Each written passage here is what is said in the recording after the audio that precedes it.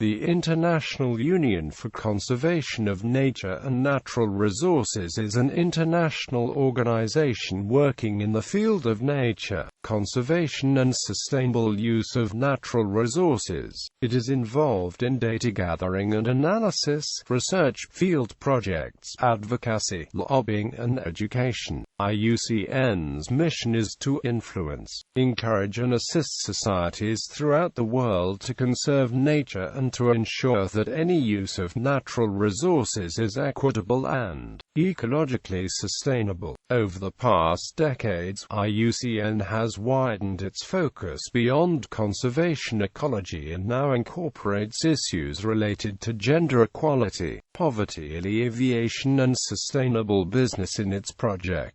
Unlike other international NGOs, IUCN does not itself aim to mobilize the public in support of nature conservation. It tries to influence the actions of governments, business and other stakeholders by providing information and advice, and through lobbying and partnerships. The organization is best known to the wider public for compiling and publishing the IUCN Red List, which assesses the conservation status of species worldwide. IUCN has a membership of over 1,200 governmental and non-governmental organizations. Some 11,000 scientists and experts participate in the work of IUCN commissions on a voluntary basis. It employs approximately 1,000 full-time staff in more than 60 countries.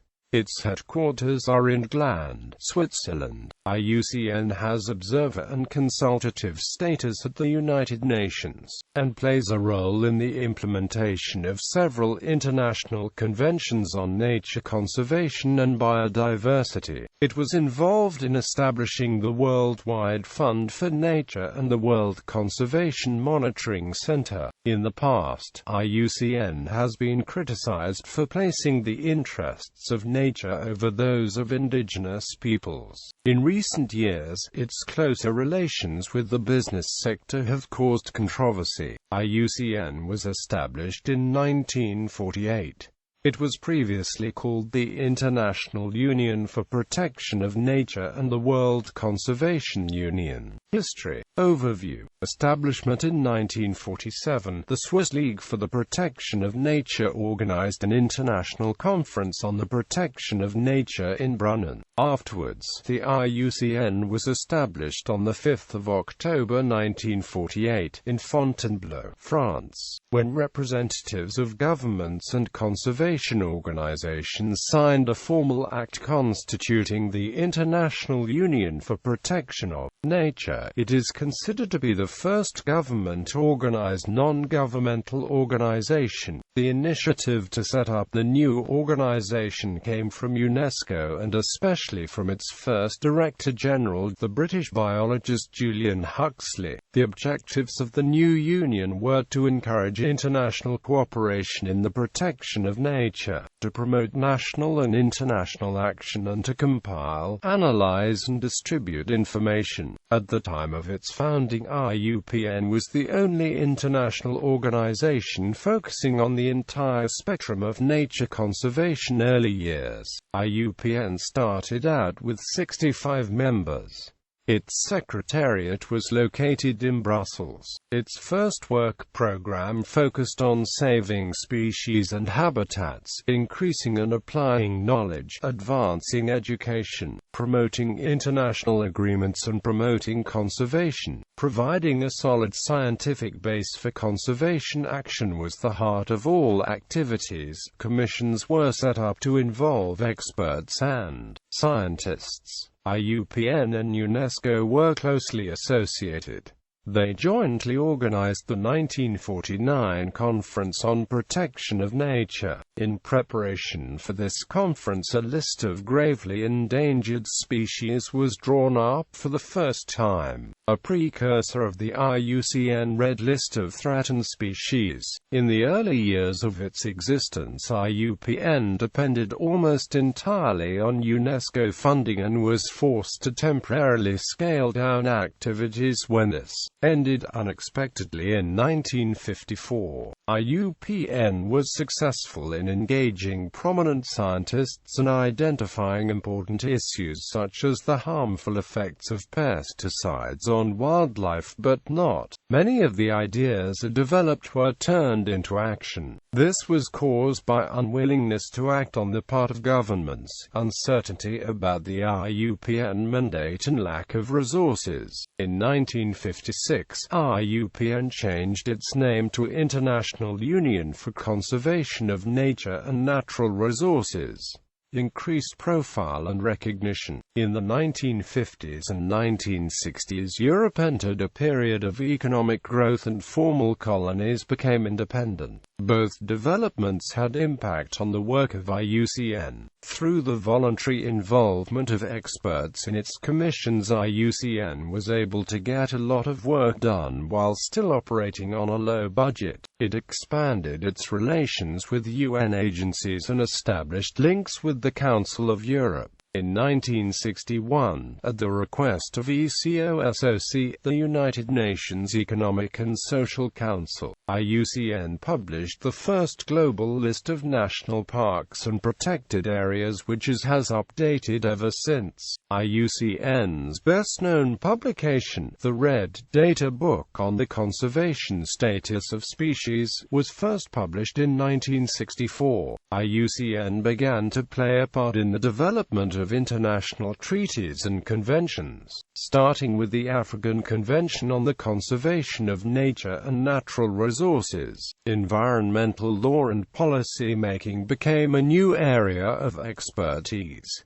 Africa was the focus of many of the early IUCN conservation field projects. IUCN supported the Yellowstone model of protected area management, which severely restricted human presence and activity in order to protect nature. IUCN and other conservation organizations were criticized for protecting nature against people rather than with people. This model was initially also applied in Africa and played a role in the decision to remove the Maasai people from Serengeti National Park and the Ngorongoro Conservation Area. To establish a stable financial basis for its work, IUCN participated in setting up the World Wildlife Fund. WWF would work on fundraising, public relations, and increasing public support. IUCN would continue to focus on providing sound science and data, and developing ties with international bodies. Funds raised by WWF would be used to cover part of the operational costs of IUCN. Also in 1961, the IUCN headquarters moved from Belgium to Morges in Switzerland, consolidating its position in the international environmental movement. Public concerns about the state of the environment in the 60s and 70s led to the establishment of new NGOs,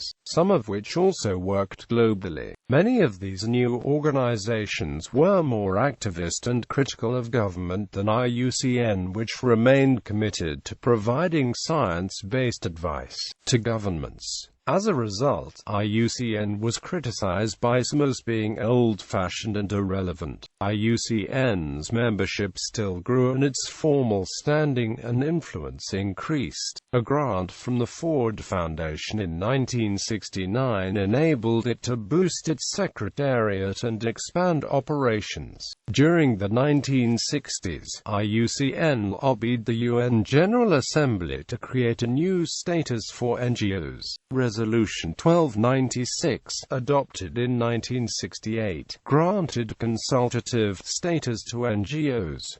IUCN itself was eventually accredited with 6 UN organizations. IUCN was one of the few NGOs formally involved in the preparations of the United Nations Conference on the Human Environment. The Stockholm Conference eventually led to 3 new international conventions, with IUCN involved in the drafting and implementation. Convention concerning the protection of world cultural and natural heritage. IUCN provides technical evaluations and monitoring, cites the Convention on International Trade in Endangered Species of Wild Fauna and Flora. IUCN is a signatory party and the site's secretariat was originally lodged with IUCN. Ramsar Convention on Wetlands of International Importance. The Secretariat is still administered from IUCN's headquarters.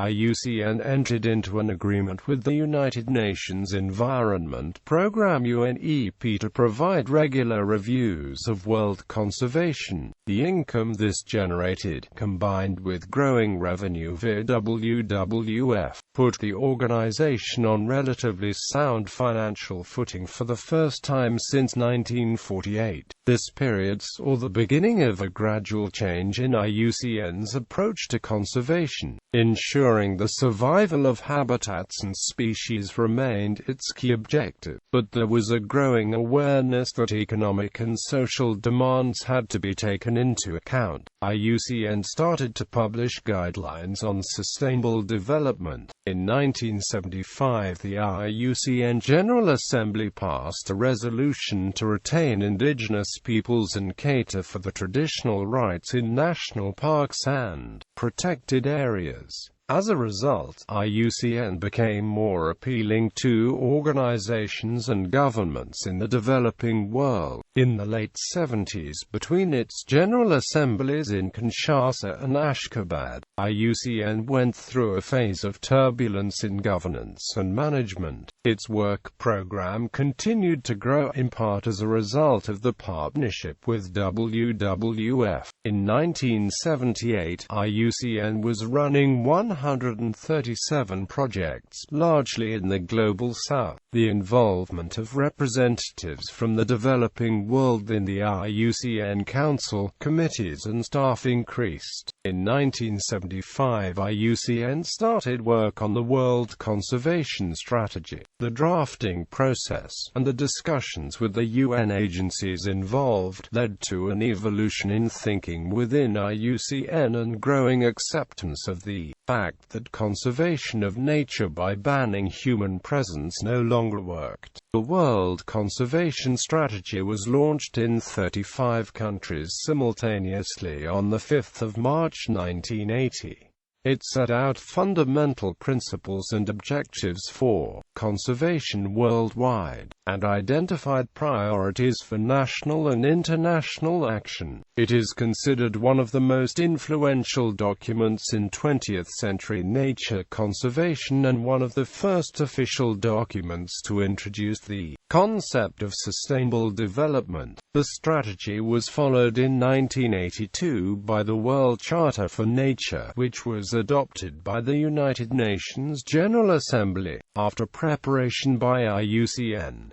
In 1980, IUCN and WWF moved into shared new offices in Gland, Switzerland. This marked a phase of closer cooperation with WWF. It was the support of WWF that allowed IUCN to weather a financial crisis in 1980 to 1982. The close ties between IUCN and WWF were severed in 1985, when WWF decided to take control of its own field projects, which so far had been run by IUCN. In 1989, IUCN moved into a separate building in Gland, close to the offices it had shared with WWF. Sustainable Development and Regionalization. In 1982, IUCN set up a Conservation for Development Center within its secretariat. The center undertook projects to ensure that nature conservation was integrated in development aid and in the economic policies of developing countries. Over the years, it supported the development of national conservation strategies in 30 countries. Several European countries began to channel considerable amounts of bilateral aid via IUCN's projects. Management of these projects was primarily done by IUCN staff, often working from the new regional and country offices IUCN set up around the world. This marked a shift within the organization. Previously the volunteer commissions had been very influential. Now the Secretariat and its staff began to play a more dominant role. Initially, the focus of power was still with the headquarters in Gland, but the regional offices and regional members groups gradually got a bigger say in operations. In spite of the increased attention for sustainable development, the protection of habitats and species remained a core activity of IUCN. Special programs were developed for Antarctica, tropical forests and wetlands, and IUCN expanded its operations in Latin America. In 1991, IUCN published Caring for the Earth, a successor to the World Conservation Strategy. It was published in the run-up to the Earth Summit, a 1992 UN Conference on Environment and Development in Rio de Janeiro. The World Conservation Strategy, Caring for the Earth, and the Global Diversity Strategy are considered hugely influential in shaping the global environmental agenda. They lay the foundations for the Convention on Biological Diversity, a new global treaty for the conservation and sustainable use of biological diversity developed by UNEP with support from IUCN, the Framework Convention on Climate Change and Agenda 21. Social aspects of conservation were now integrated in IUCN's work. Projects began to take account of the role of women in natural resource management and to value the knowledge indigenous peoples have about the natural environment. At the General Assembly in 1994, the IUCN mission was redrafted to its current wording to include the equitable and ecologically use of natural resources. Close to business, 2000 to present day. The increased attention on sustainable development as a means to protect nature brought IUCN closer to the corporate sector. A discussion started about cooperation with business, including the question if commercial companies could become IUCN members. The members decided against this, but IUCN did forge a partnership with the World Business Council for Sustainable Development. The IUCN Global Business and Biodiversity Program was established in 2003. The program wants to engage with business sectors that have a significant impact on natural resources and livelihoods to promote sustainable use of natural resources. Most prominent in the Business and Biodiversity Program is the 5-year collaboration IUCN started with the energy company Shell International in 2007. The aim was to mitigate the environmental impact of Shell's operations. The partnership almost immediately came under fire from IUCN's members, especially the NGO members who feared for IUCN's reputation. At the World Conservation Congress in Barcelona in 2008, NGO members tabled a motion to terminate the Shell contract. The proposal was narrowly defeated. Timeline: some key dates in the growth and development of IUCN. Current work. According to its website, IUCN works on the following topics: business, economics, ecosystems, education, environmental law, forest conservation, gender, global policy, marine and polar protected areas, science and knowledge, social policy, species, wildlife trade, water and world heritage. IUCN works on the basis of 4-year programs determined by the membership. In the IUCN program for 2013 to 2016, conserving nature and biodiversity is inextricably linked to sustainable development and poverty reduction. IUCN states that it aims to have a solid factual base for its work and takes into account the knowledge held by indigenous groups and other traditional users of natural resources. The 2013 to 2016 work program identifies 3 program areas: valuing and conserving nature, effective and equitable governance of nature's use, deploying nature-based solutions to global challenges in climate, food and development. Unlike other environmental NGOs, IUCN does not itself aim to directly mobilize the general public. Education has been part of IUCN's work program since the early days, but the focus is on stakeholder involvement and strategic communication rather than mass campaigns. Habitats and Species. IUCN runs field projects for habitat and species conservation around the world. It produces the IUCN Red List of Threatened Species and the IUCN Red List of Ecosystems, which in a similar way measures risks to ecosystems. The IUCN Red List of Ecosystems is a global standard to assess the conservation status of ecosystems. It is applicable at local, national, regional and global levels. It is based on a set of rules or criteria for performing evidence-based, scientific assessments of the risk of ecosystem collapse, as measured by reductions in geographical distribution or degradation of the key processes and components of ecosystems. IUCN participates in efforts to restore critically endangered species.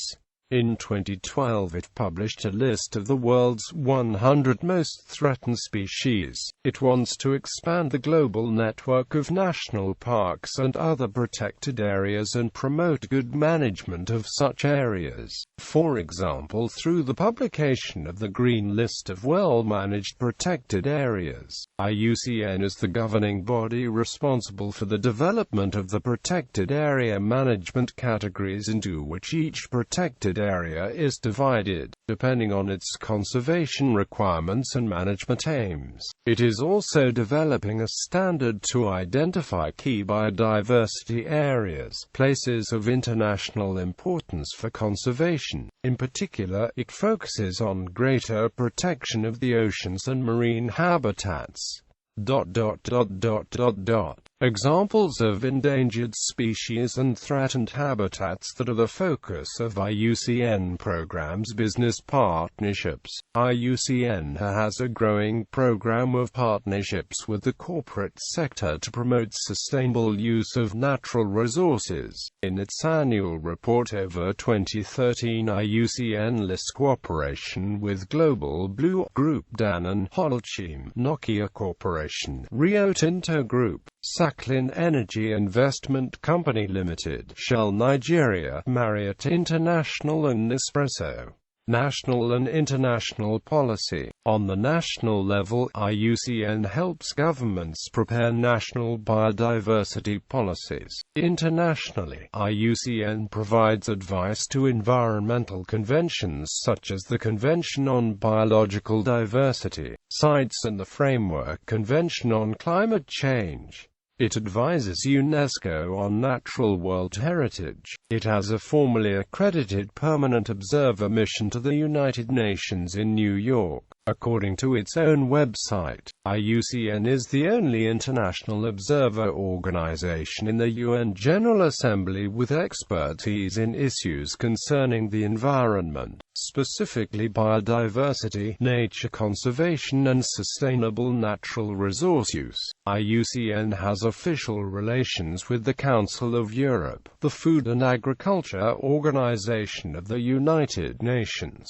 the International Maritime Organization, the Organization of American States, the United Nations Conference on Trade and Development, the United Nations Environment Programme, the UNEP World Conservation Monitoring Center, the United Nations Educational, Scientific and Cultural Organization, the World Intellectual Property Organization and the World Meteorological Organization. Organizational structure. As an organization, IUCN has three components: the member organizations, the 6 scientific commissions, and the Secretariat. Members. IUCN members are states, government agencies, international non-governmental organizations, national non-governmental organizations or other affiliates.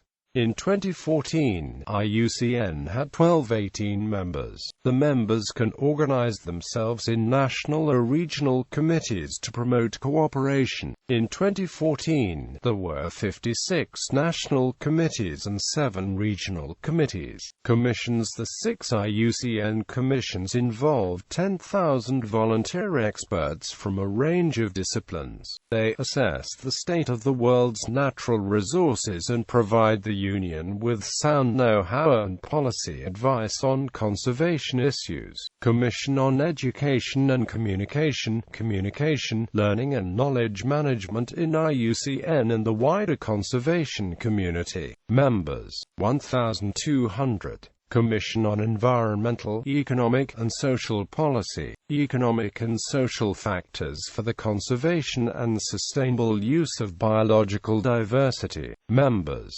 1465. World Commission on Environmental Law, developing new legal concepts and instruments, and building the capacity of societies to employ environmental law for conservation and sustainable development. Members, 800. Commission on Ecosystem Management, integrated ecosystem approaches to the management of natural and modified ecosystems. Members, 1,000. Species Survival Commission, technical aspects of species conservation and action for species that are threatened with extinction. Members, 7,500. World Commission on Protected Areas, establishment and effective management of a network of terrestrial and marine protected areas. Members, 1,300. Secretariat. The Secretariat is led by the Director General. For management of its operations, IUCN distinguishes 8 geographical regions. Each is led by a director who reports to the Director General. The IUCN head office is in Gland, Switzerland. 8 regional offices implement IUCN's program in the respective territories. Since 1980, IUCN has established offices in more than 45 countries. The total number of staff grew from 100 to around 1,000. Nearly all this growth was in the national and regional offices. Approximately 150 staff are based in the head office. Governance and funding. Governance. The World Conservation Congress is IUCN's highest decision-making body. The Congress convenes every 4 years, most recently in Jeju, South Korea, in 2012. It elects the Council, including the President, and approves IUCN's work program and budget. The Iucn Council is the principal governing body of IUCN. The Council provides strategic direction for the activities of the Union, discusses specific policy issues and provides guidance on finance and the membership development of the Union. The Council is composed of the President, 4 Vice Presidents, the Treasurer, the Chairs of IUCN's 6 commissions, 3 regional councillors from each of IUCN's 8 statutory regions and a councillor from the state in which IUCN has its seat. IUCN's current president is Zhang Xinsheng. The Council appoints a Director General, who is responsible for the overall management of IUCN and the running of the Secretariat. Inga Anderson is IUCN Director General since January 2015. She succeeded Julia Martin-Lefebvre. Funding. IUCN's total income in 2013 was 114 million Swiss francs, equaling approximately 95 million euro or $116 million.